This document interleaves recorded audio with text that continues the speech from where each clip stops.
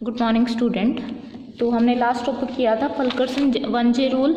उसके बाद आता है हमारा क्रिटिकल पाथ एनालिसिस। ये क्रिटिकल पाथ एनालिसिस है, इसमें कुछ डेफिनेशंस हैं और कुछ दो मेथड हैं हमारे, एक फॉरवर्ड पास एक बैकवर्ड पास मेथड, जैसे फॉरवर्ड और बैकवर्ड। और इनके बाद ये कुछ फ्लोट्स हैं, ये सब एक्टिविटी मतलब ये सब जो हमारी डेफिनेशंस हैं ये हम करेंगे। उसके बाद हमारे क्वेश्चन स्टार्ट होते हैं, ठीक है। तो पहले हम देखते हैं क्रिटिकल पाथ एनालिसिस में जो भी थ्योरेटिकल पार्ट है वो देख लेते हैं। The objective of critical path analysis is to estimate the total duration of and to assign starting and the finish time to all activities involved in the project. जब हम कोई प्रोजेक्ट लेके चलते हैं, जैसे हमने वो 1J रूल में किया था, एक डायग्राम बनाया था, नेटवर्क डायग्राम। तो जो हम नेटवर्क डायग्राम बनाते हैं, जो प्रोजेक्ट लेके चलते हैं, तो उस प्रोजेक्ट में क्या होता है कि हमें एस्टिमेट करना होता है कि पूरा जो टोटल टाइम क्या लगेगा उस प्रोजेक्ट का, ठीक है। तो टोटल टाइम जब हमें एस्टिमेट करना होता है तो उसके लिए हमें क्या चाहिए होता है, एक तो स्टार्टिंग टाइम और लास्ट में क्या चाहिए होता है, एंड, जहाँ पे हम फिनिश करते हैं। तो वो सारी ड्यूरेशन का क्या करता है, ये एस्टिमेट लगाता है और उसके अंडर क्या आ जाता है, क्रिटिकल पाथ आ जाता है हमारा। तो ऑब्जेक्टिव क्या है क्रिटिकल पाथ का, एस्टिमेट करता है टोटल प्रोजेक्ट ड्यूरेशन को और असाइन कराता है स्टार्टिंग और finish time to all activities जो हमारी किस में है, प्रोजेक्ट में इन्वॉल्व होती हैं। This helps in checking actual progress against the schedule duration of the project. ये एक्चुअल प्रोग्रेस, जैसे हमारे पास प्रोजेक्ट है उसका शेड्यूल ड्यूरेशन हमारे पास गिवन होती है हर एक एक्टिविटी की। जैसे एक एक्टिविटी हो 3 आवर में कंप्लीट हो रही है, एक 4 आवर में कंप्लीट हो रही है, तो हमारे पास एक प्रॉपर शेड्यूल गिवन होता है। बट क्रिटिकल पाथ क्या चेक करता है, एक्चुअल जो प्रोग्रेस होती है ना प्रोजेक्ट की, वो चेक करता है किसके साथ, उसके शेड्यूल ड्यूरेशंस के साथ, ठीक है। तो क्रिटिकल पाथ मेथड का क्रिटिकल पाथ एनालिसिस में क्या क्या आता है, एक तो टोटल प्रोजेक्ट का जो ड्यूरेशन है उसको एस्टिमेट करते हैं, असाइन कराता है स्टार्टिंग और फिनिश टाइम सारी की सारी एक्टिविटीज़ को, और जो एक्चुअल जो प्रोग्रेस होती है हमारे प्रोजेक्ट की उसको उसमें हेल्प करता है, ठीक है। तो जो कुछ फैक्टर्स जो हमारे प्रोजेक्ट शेड्यूलिंग में आते हैं, क्रिटिकल पाथ मेथड जब हम यूज़ करते हैं, क्रिटिकल पाथ एनालिसिस यूज़ करते हैं, तो कुछ हमारे जो फैक्टर हैं जो इसमें इंक्लूड होते हैं वो देखो क्या क्या है। एक तो total completion time of the project, हमें क्या चाहिए, एक तो जो प्रोजेक्ट है उसका टोटल कंप्लीशन टाइम चाहिए। सेकेंड क्या चाहिए, अर्लीस्ट और latest time for each activity. Earliest और लेटेस्ट टाइम क्या होता है, जैसे कि हमारी कोई एक्टिविटी है हमें स्टार्ट करनी है, जैसे ये एक्टिविटी है ये स्टार्ट करनी है, तो इसको स्टार्ट होने में हम मिनिमम टाइम क्या लगा सकते हैं, वो आ जाता है हमारा क्या, अर्लीस्ट, ठीक है, उसको हम बोलते हैं अर्लीस्ट। और दूसरा क्या है, इसको स्टार्ट करने में हम मैक्सिमम टाइम कितना लगा सकते हैं जिससे कि हमारा जो प्रोजेक्ट है वो डिले ना हो, विदाउट डिले, ठीक है, उसको हम बोलते हैं लेटेस्ट। तो उसको क्या बोलेंगे, लेटेस्ट टाइम, ठीक है। अब देखो इसके बाद थर्ड आता है critical activities and critical path. जो हमारी इसमें प्रोजेक्ट में हमारी प्रोजेक्ट शेड्यूलिंग में और क्या आते हैं, critical activity, critical path. Fourth आता है float for each activity. Float वो होते हैं कि जब हम कोई एक्टिविटी परफॉर्म करा रहे हैं तो उस टाइम पे उन एक्टिविटी में कुछ डिले हो जाता है तो वो फ्लोट्स में आ जाते हैं हमारे। फ्लोट यहाँ पे देखो, the amount of time by which the completion of a non critical activity can be delayed without delay the project completion time. ये वो टाइम है जब हम किसी नॉन क्रिटिकल एक्टिविटी को डिले कर सकते हैं कुछ टाइम के लिए, बट उसकी डिले की वजह से हमारा जो प्रोजेक्ट का कंप्लीशन टाइम है ना वो डिले नहीं होता, तो उनको हम बोलते हैं फ्लोट एक्टिविटीज़, ठीक है। जैसे कुछ डमी एक्टिविटीज़ आती थी वो फ्लोट एक्टिविटीज़ में आ जाती है। अब देखो, consider the following notation for the purpose of calculating various time of each event and activities. जो हम नोटेशन यूज़ करेंगे अब हमारे इस क्रिटिकल पाथ एनालिसिस में, वो ये है हमारी नोटेशंस। तो फर्स्ट नोटेशन है EI हमारा क्या बताता है, अर्लीस्ट अकरेंस टाइम देता है किसका, किसी इवेंट आई का। हमारे पास इवेंट आई है, उसका अर्लीस्ट अकरेंस टाइम क्या होगा, उसको हम EI से डिनोट करते हैं। It is the earliest time for an event to occur immediately after all preceding activity that have been completed without delaying the entire project. ये अर्लीस्ट टाइम कौन सा टाइम होता है जब हम किसी एक्टिविटी को स्टार्ट करते हैं, वो कब स्टार्ट होगी जब उसकी जो प्रीसीडिंग एक्टिविटी है वो क्या हो जाएगी, कंप्लीट हो जाएगी, और without delaying the entire project time, बिना उस प्रोजेक्ट को डिले किए बिना प्रीसीडिंग एक्टिविटी कंप्लीट होते ही जो इमीडिएट एक्टिविटी है वो स्टार्ट होती है, उसको बोलते हैं हम उसका अर्लीस्ट टाइम। ठीक है। लेटेस्ट टाइम क्या होता है, ये लेटेस्ट अलाउेबल टाइम होता है किसी भी इवेंट आई का। It is the latest time at which an event can occur without causing a delay in already determined project completion time. जो हमारे पास already determined project completion time होता है उसको डिले किए बिना जो लेटेस्ट टाइम हम जिस लेटेस्ट टाइम में हम इवेंट को अक्कर करा सकते हैं उसको बोलते हैं लेटेस्ट अलाउेबल टाइम।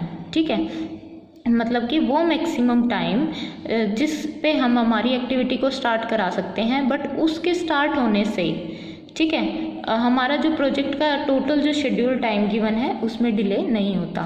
अब अर्लीस्ट टाइम और जो लेटेस्ट टाइम है ये दो पार्ट में डिवाइड हो जाते हैं। अर्लीस्ट टाइम कैसे होता है, अर्लीस्ट स्टार्टिंग टाइम और दूसरा अर्लीस्ट फिनिश टाइम। इसी तरीके से latest starting time and latest finish time.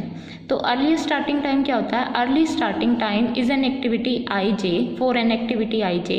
It is the earliest time of an activity can possibly start without affecting the project completion. ये earliest starting time होता है किसी भी एक्टिविटी आई जे का, और ये वो टाइम होता है जो हमारे प्रोजेक्ट, ये वो टाइम है जब हम एक्टिविटी को स्टार्ट करा सकते हैं विदाउट डिलेइंग द प्रोजेक्ट। ठीक है। लेटेस्ट स्टार्टिंग टाइम क्या होता है, लेटेस्ट स्टार्टिंग टाइम वो activity, latest starting time for an activity I J. It is the latest possible time of an activity start without delaying the project completion time. तो ये भी क्या करता है, हमारे प्रोजेक्ट के कंप्लीशन टाइम को डिले नहीं करता। अब अर्लीस्ट फिनिश टाइम क्या होता है कि earliest finish time for an activity I J. It is the earliest time of an activity can possibly finish without affecting the, ये भी वही है कि हम जब उन एक्टिविटी को फिनिश करा सकते हैं without affecting the project completion time. ऐसा ही लेटेस्ट में है कि वो लेटेस्ट टाइम जिस पे हम क्या करते हैं, एक्टिविटी को फिनिश करते हैं without delaying the project completion time. T I J आता है हमारा duration of an activity I J. तो टी आई जे टोटल जो कोई भी एक्टिविटी है आई जे, उनकी जो ड्यूरेशन आती है इनके बीच में, जैसे हमारी ये एक्टिविटी थी, ये एक्टिविटी थी, ये हमारी फर्स्ट एक्टिविटी, ये सेकंड एक्टिविटी। ठीक है, ये टी आई जे क्या आ जाएगा, अगर इनके टी आई जे इनके बीच में 2 आवर है तो इन 2 एक्टिविटी के जो ड्यूरेशन हो जाएगी वो क्या आ जाएगी, 2 आवर। ठीक है। It has already mentioned that in the network diagram there should be only one initial event and one end event। हमें जैसे कि हमने नेटवर्क डायग्राम में देखा था कि हमारे पास सिर्फ एक तो स्टार्टिंग इवेंट होना चाहिए और एक क्या होना चाहिए, फिनिश इवेंट या end event. While other event are numbered consequently with integer जितने भी अदर एक्टिविटीज़ हैं उनको हम क्या करते हैं, नंबरिंग कर देते हैं उनकी 1 to n तक, such that i less than j for each event i, each 2 event I and j connected by an activity which start at I and finish at j। तो कैसे करते हैं, जैसे कि ये हमारी I एक्टिविटी हो गई और यहाँ बीच में जितनी भी एक्टिविटी आई जैसे भी, और उनको क्या करते हैं, जैसे यहाँ पे ये एंड हो गया तो ये हमारी jth एक्टिविटी हो गई। ठीक है, ये एंड हो गया और ये क्या होगी, स्टार्टिंग टाइम हो गई। ये टी आई जे इनके बीच में क्या आ जाती है, इनकी ड्यूरेशन आ जाती है। ठीक है, तो ये क्रिटिकल पाथ एनालिसिस में था। अब इसमें देखो,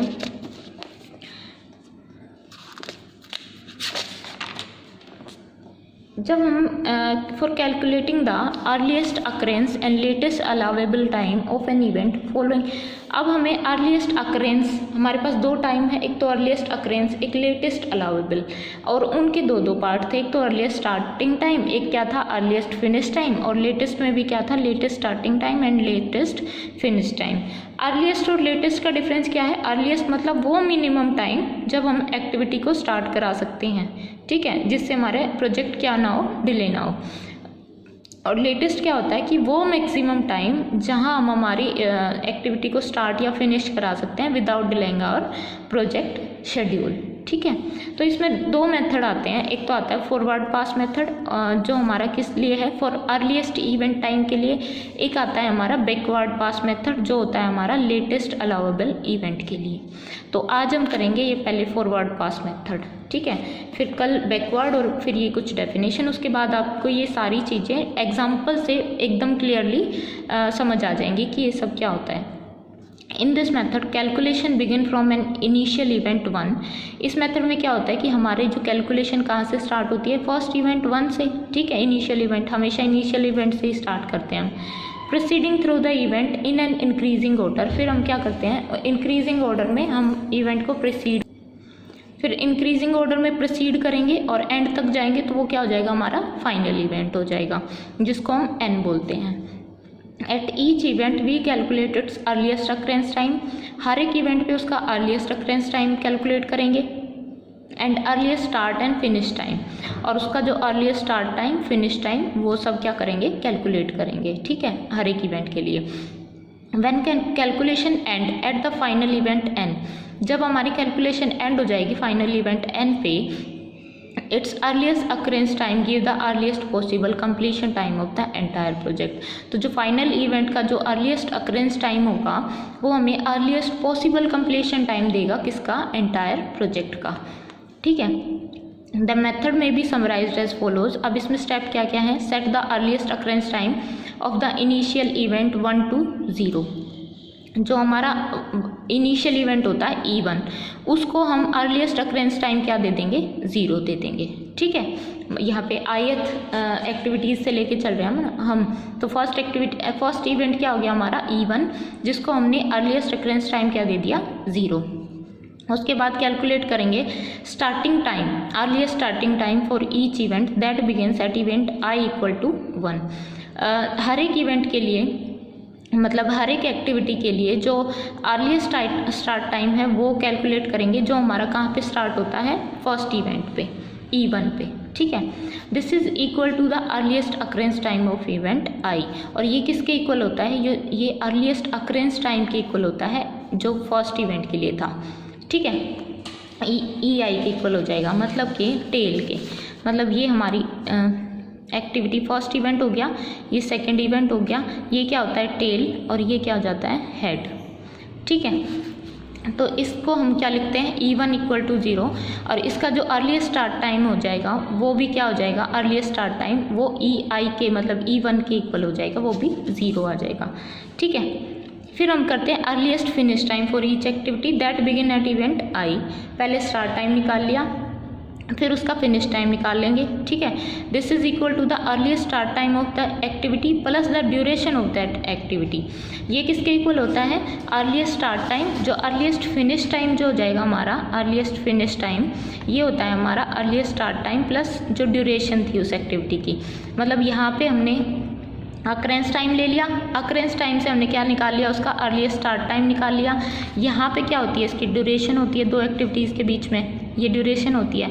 इस स्टार्ट टाइम को और इस ड्यूरेशन को ऐड करके हम क्या निकाल देंगे, अर्लीस्ट फिनिश टाइम, ठीक है। फोर्थ स्टेप है proceed to the next event. फिर हम क्या जाएंगे, सेकंड इवेंट पे चले जाएंगे और ऐसे ही कैलकुलेट करते रहेंगे। सेकंड इवेंट पे जाएंगे तो उसका जो अर्लीस्ट अक्रेंस टाइम है जो सेकंड इवेंट का वो कैलकुलेट करेंगे। वो क्या होगा हमारा, this is the maximum of the earliest finish time of all activity ending into that event. तो वो अर्लीस्ट जो जितनी भी एक्टिविटी उस, जैसे कि हमारा ये जो एक्टिविटी है ये EJ एक्टिविटी है, तो इस एक्टिविटी में जितनी भी हमारी एक्टिविटी एंड हो रही है, ठीक है, उन एक्टिविटी का मैक्सिमम जो मैक्सिमम अर्लीस्ट फिनिश टाइम है वो लेंगे। यहाँ पे हमने अर्लीस्ट फिनिश टाइम निकाल लेते हैं। तो अगर यहाँ पे सिंगल एक्टिविटी है तो फर्स्ट वाली उसी का अर्लीस्ट फिनिश टाइम इसका क्या हो जाएगा, अर्लीस्ट अक्रेंस टाइम हो जाएगा।